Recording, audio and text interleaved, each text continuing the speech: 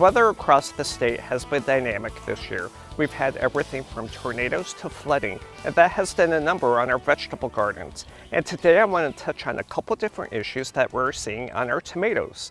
The first issue is fruit cracking. This happens when we get a rain event and the fruit starts to swell and the skin cracks. The nice thing about fruit cracking is that the fruit is still edible, but we don't recommend that you use it for canning. The second issue that we are seeing across the state is that the plants didn't produce fruit, and this is because of the high temperatures that we had back in July. When we brush up against 100 degrees, the pollen becomes sterile in the plant and we don't get fruit set. And the last problem that we are seeing across the state are the different type of pathogens. We're seeing everything from bacterial speck to different types of early blights. It's too late to do any type of treatment for these plants, but we need to continue to provide good plant health care to reduce the damage.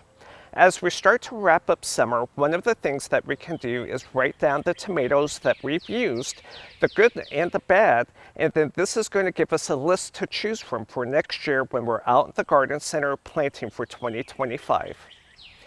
If you have problems this year with your vegetable gardens, make sure that you check out our YouTube page. We have a lot of different short reels and segments on how you can be successful and help troubleshoot some of those problems that you may have had.